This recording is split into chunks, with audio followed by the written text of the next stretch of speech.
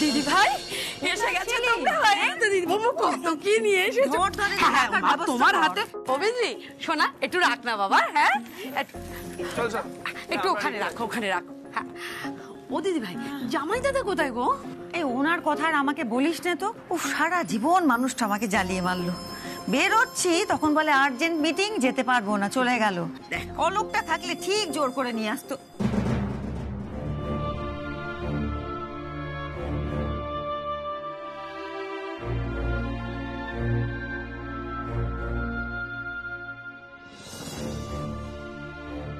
মা বাবা এসেছে, এখনো দেখাই করতে পারলাম না ওদের সঙ্গে।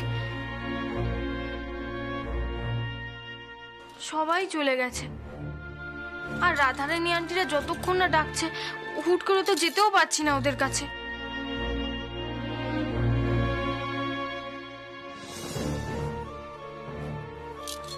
মাঝে মুটে একটা দিন দেখা হয়নি ওদের সঙ্গে, তাতেই মনে হচ্ছে কতদিন দেখিনি ওদের।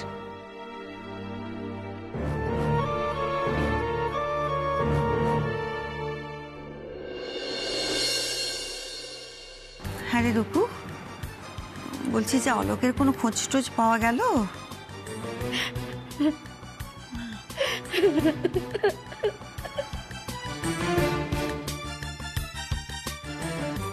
পুলিশ কিছু বলছে না? কি বলবে বলতো, যেমন বলে খুঁজছি, একটু অপেক্ষা করুন, হয়তো কোনো আত্মীয়র বাড়ি চলে গেছে, জানাবে। জানি না দিদিভাই ওরা কি খোঁজ করছে জানি না, তবে রাধা তো পুলিশের বড় কর্তার সঙ্গে কথা বলেছে জানিস তো। বুঝতে পারছি না দিদিভাই, চল জানতো একটা মানুষ রাতারাতি উধাও হয়ে গেল।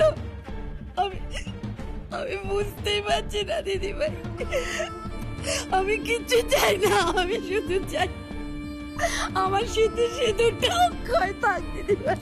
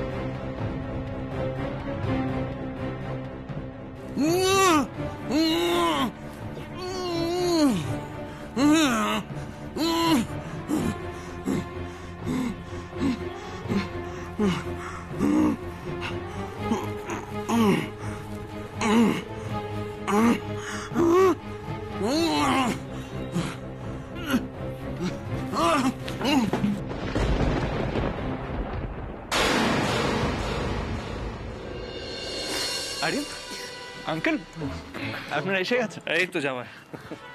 এই uncle, who is uncle? Uncle কি বলছো? তুমি তো আমাদের বাড়ির নাচ জামাই এখন। এরা হলো বাবা আর মা, বাবা মা বলেই ডাকবে। হ্যাঁ আঙ্কেল বলছে থাক। হ্যাঁ সরি বাবা মা, আপনারা এসে গেছেন। মাসিমণি বলছি সবাইকে দেখছি, রাধাকে দেখছি না, কোথায় ও? মা এক্ষুনি চলে আসবে, তোমরা আসো না, এসে বসো। রাই বলছি কৃষ্ণা কই গো, হয়নি ওর এখনো? বৌদি ভাই রেডি হচ্ছে।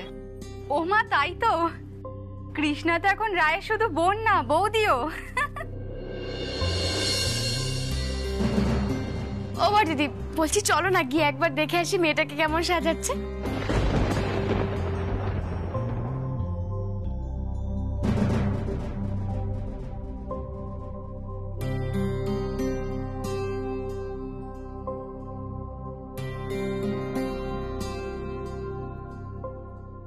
এসো দাঁড়া শ্যামা,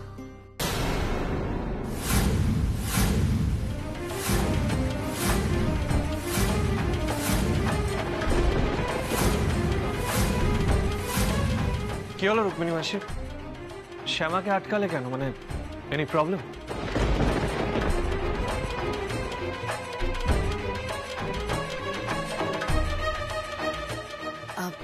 প্রবলেম একটু আছে নিখিল। রাধা এলে শুনিস। কিসের কি সমস্যা দিদুন?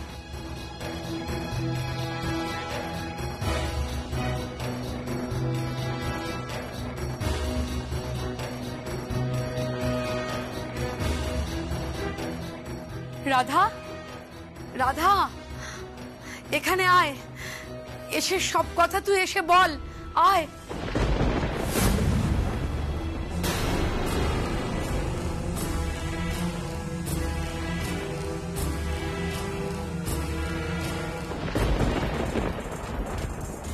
কি হচ্ছে রাধা দিদি? আর কৃষ্ণের কাছে যেতেই বা কেন বারণ করছে? কিছু হয়েছে?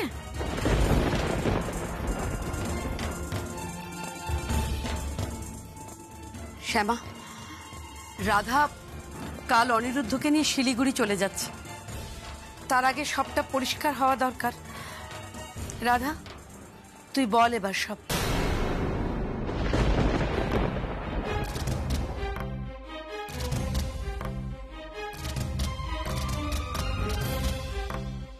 আমি তোমাদের সকলের কাছে একটা রিকোয়েস্ট করছি, তোমরা এক্ষুনি বাড়ি ছেড়ে চলে যাও প্লিজ।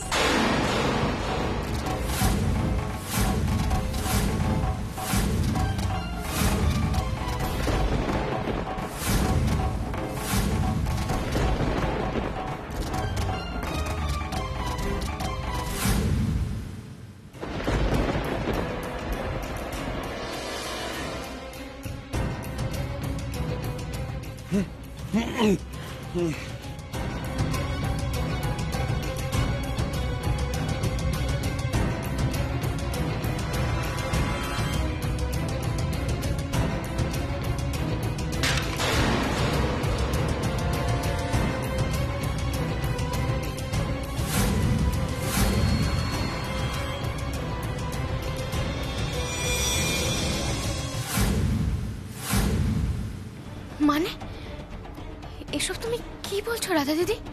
দেখো, আমাদের বাড়ির মেয়ে এখন তোমাদের বাড়ির বউ, আর তোমরা আমাদেরকে এভাবে বেরিয়ে যেতে বলছো, চলে যেতে বলছো কেন?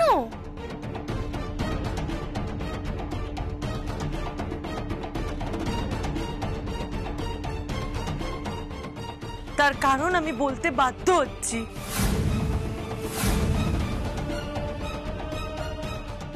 কেন? কাল পর্যন্ত তো সব ঠিকঠাকই ছিল, তাহলে আজ কি এমন হয়ে গেল যার জন্য তুমি এটা বলতে বাধ্য হচ্ছ? হ্যাঁ শ্যামা, আমি চলে যেতে বলছি তোদেরকে, তার কারণ হলো এই কাগজটা।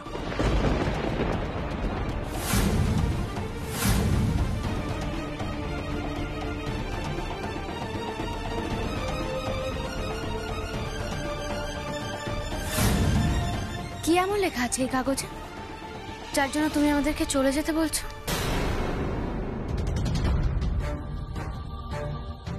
ও রুকু, এসবের মানে কি? তোর মেয়ে আমাদের চলে যেতে কেন বলছে? চুপ করে থাকিস না, এভাবে চুপ করে থাকিস না, তুই তুই সবটা খুলে বল সবাইকে, তা নাহলে তোকে দোষী ভাববে। কাকিয়া, আমিও সেটাই বলছি, সেটা ভাবাটাই তো স্বাভাবিক, তাই না? কাকি, এই কাগজটা এমন কি আছে যে তুমি ডিরেক্টলি ওদের বাড়ি থেকে চলে যেতে বলছো?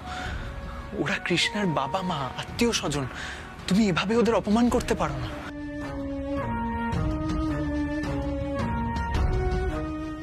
অপমান করছে? কি অপমান করছে? আমার মা বাবাকে কেন অপমান করছে?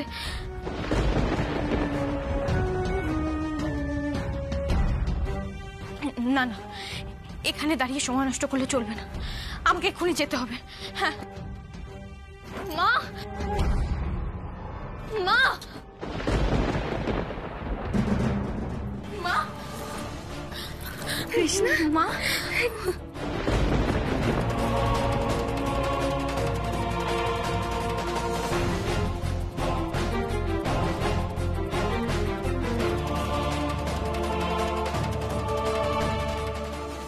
কৃষ্ণা, তোর তো এখনো পুরো সাজই হয়নি, আজকে তোর বউ ভাত, তুই মাথায় ফুল টুল লাগাসনি?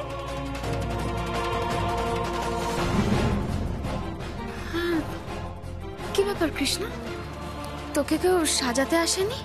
না আসলে আমি পার্লারের লোক ডেকেছিলাম, কিন্তু তারা না এলো না, আমার ফোনও রিসিভ করলো না। আর শেষ মুহূর্তে কৃষ্ণার জন্য কোনো কাউকে অ্যারেঞ্জ করতে পারলাম না।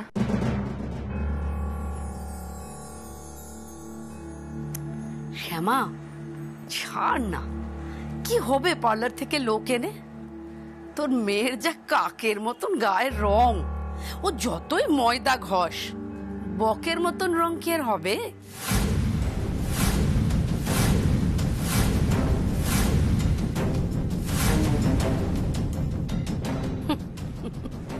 ওর গায়ের রং অমনই থাকবে, ওই যতই স্নো আর পাউডার ঘষ।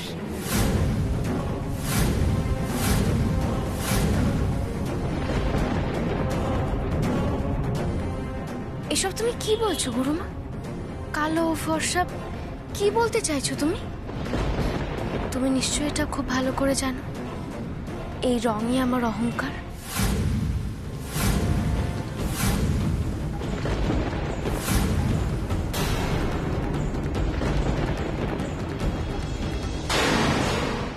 এই রাখ রাখ, তোর অহংকার কি হবে রে? তোর অহংকারে, হ্যাঁ?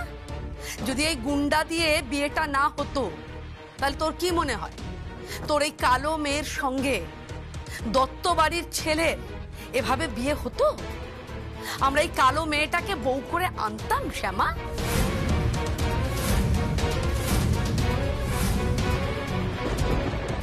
দিদুন, তুমি এসব কি বলছো? আমি ঠিক কথা বলছি অনি। আমাদের বাড়িতে ছেলের বিয়ে দেওয়ার সময় বউয়ের গায়ের রং নিয়ে আমরা চর্চা করি।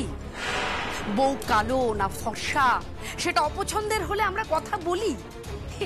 এটা কোনো নতুন কিছু নয়। কি রে শ্যামা, চুপ করে আছিস কেন? দিদি ভাই, এই অভিজ্ঞতা কি আমাদের নেই? কে নিখিল, কথা বলছিস না কেন রে? দিদুন, আমি জানতে চাই আমার বাড়ির লোকেরা এই সম্পর্কে কি ভাবে। কাকিয়া, তোমারও কি কৃষ্ণার গায়ের রং নিয়ে রেজার্ভেশনস আছে?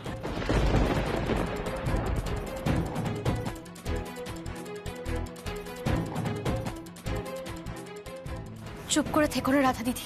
দেখো, এই সব কিছুর পেছনে কিন্তু আমরা অন্য কোনো ষড়যন্ত্রের গন্ধ পাচ্ছি।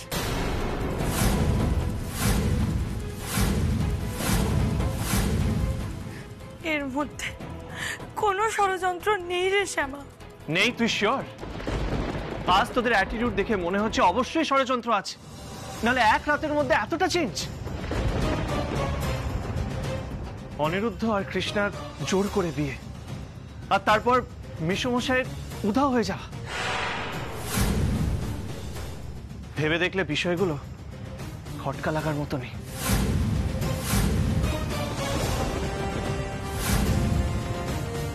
হ্যাঁ রে রাধা, এখানে আসার আগে পর্যন্ত আমাদের মনে একটা ধারণা ছিল যে তোদের এই সমস্ত ভালো মানুষই একটা নাটক। কিন্তু তুই যেই আমাদের বেরিয়ে যেতে বললি মুখের ওপর আজকের দিনে অতিথিকে, তখন কেমন যেন মনে হচ্ছে সে আর ধারণা নয়, সত্যি সত্যিই তোদের এসব নাটক না, এসব ভালো মানুষই। তোরা কি আমার ছোদ্দিটিকে এই বিয়ে দিয়ে নিয়ে এসে কষ্ট দিতে চাস না, নির্যাতন করতে চাস, তাই তো? তোমরা আর আমাকে কত ছোট ভাববে বলো তো? তোমরা আমাকে কি ভাবো? হ্যাঁ, আমি গুন্ডা পুষি? আমি আমার বাবাকে গুম করেছি? কাকিয়া, এসব কথা না বলে পরিষ্কার করে কি হয়েছে সেটা বলো না। তুমি কেন ওদের চলে যেতে বলছো? কি হয়েছে?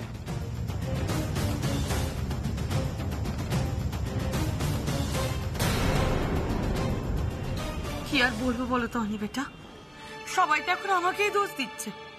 আমি যদি কিছু বলতেও যাই সবাই ভাববে আমি মিথ্যে কথা বলছি। আমার কিছু করার নেই। আর অনি বেটা, বিশ্বাস করো, এদের এটা স্বভাব। যখনই কোনো অন্যায় কাজ ঘটেছে, যখনই কোনো খারাপ ঘটনা ঘটেছে, তখন ওরা প্রত্যেকে আমাকে আর আমার মাকেই দোষারোপ করেছে।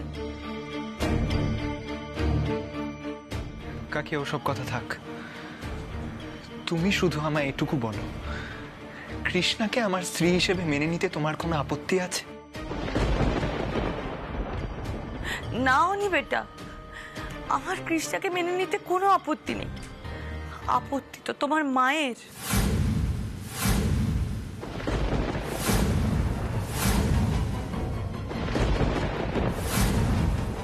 উনি তো কৃষ্ণাকে কিছুতেই মেনে নিচ্ছে না, আর ওনার জন্যই তো আজ এই বিপত্তি। মায়ের আপত্তি?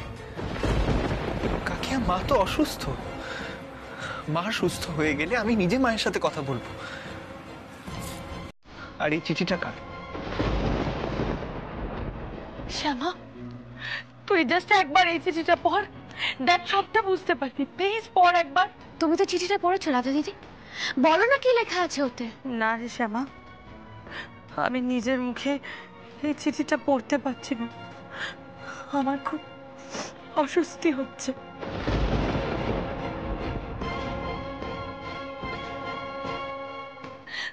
অনি বেটা, তুমি একবার একটা চিঠিটা পড়ে দেখো, দেখো না, একবার পড়ো আর দেখো হাতে লেখাটা চিনতে পারছো কিনা।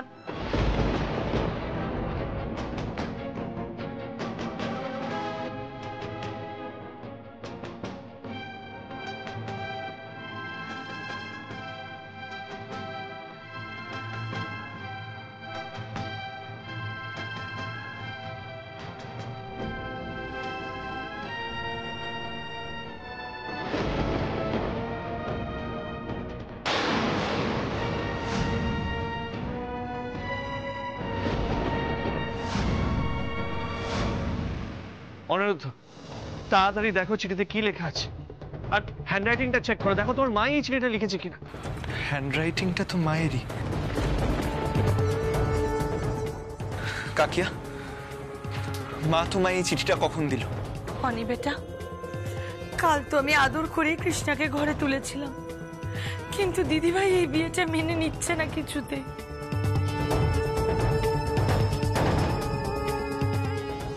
আর দিদিভাই মনে করে এই চক্রান্তটা করেছে কৃষ্ণার বাড়ির লোকজন।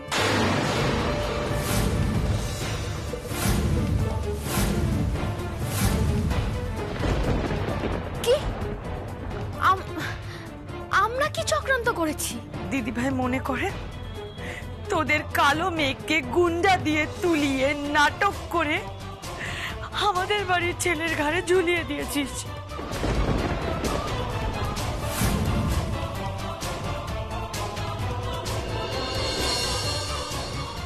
ছোটদা, অনিরুদ্ধর মা মনে করে মন্দিরে তোমরা বিয়ে দিয়েছো। এসব আপনি কি বলছেন রাধারানী আন্টি? কেন কৃষ্ণা, তুমি নিজের চোখে দেখোনি দিদিভাই তোমাকে দেখলে কিরকম ভাবে রিয়াক্ট করছে, কতটা রেগে যাচ্ছে? হনি বেটা, তুমিও তো দেখেছো, বলো তো এদের সামনে সেটা বলো। রাধা দিদি, এসব তুমি কি বলছো? এই কিডন্যাপ করে বিয়ে দেওয়ার ব্যাপারে আমার মেয়ে আমাদেরকে দায়ী ভাবা অন্যায়, এটা ঠিক না। কি বলবো বলতো শ্যামা, ন্যায় অন্যায়ের বোধ এক এক মানুষের এক এক রকম। দেখ না শ্যামা, দিদিভাই কি লিখেছে চিঠিটাতে? লিখেছে কৃষ্ণা বউ হয়ে এই বাড়িতে থাকতে চাইলে থাকুক, ওকে কখনো তাড়িয়ে দেব না, কিন্তু আমি জানি কৃষ্ণা না এ বাড়ির বউ, না আমার অনেক যোগ্য বউ হয়ে উঠতে পারবে কোনোদিনও।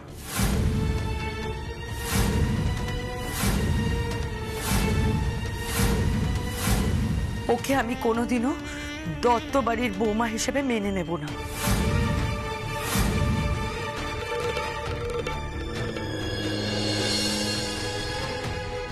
এই চিঠি আমাদের নাথ জামাইয়ের মা লিখেছে, মানে কণিকা? সে তো অসুস্থ মানুষ, সে এরকম চিঠি লিখেছে? ও, আসলে আমার মনে হয় আমার ছোট দিদি তো সবে সবে এ বাড়িতে এসেছে, আমার ছোট দিদির আসল পরিচয় পেলে ও কণিকা দেখবে তার চাইতে আপন আর কেউ হবে না। আর রুকু, তখন ঠেস মেরে আমাকে বললি তো কালো সাদা নিয়ে। হ্যাঁ, এক সময় আমি ভুল করেছি, সে তো আমি মানধাতা আমলের মানুষ বলে, আমার ওরকম আধুনিক শিক্ষা দীক্ষা ছিল না, তখন বুঝিনি। কিন্তু কণিকা তো এখনকার মেয়ে, সে এত বড় ভুল কি করে করছে? না না না, সে আমার ছোট দিদিকে চিনলে। আর রাধা, তুই বা বোঝার চেষ্টা, তোরাই বা কি বোঝাবি? সেই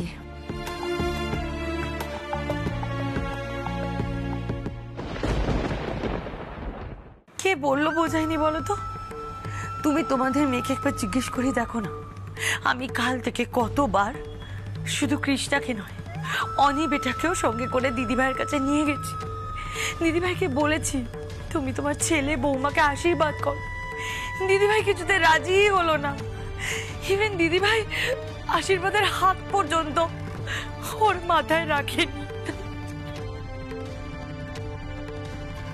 কি করবো বলো তো আমি?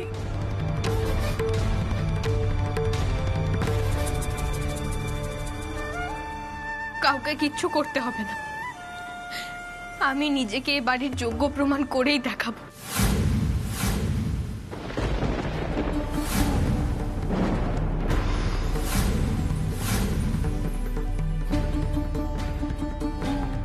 না কৃষ্ণা,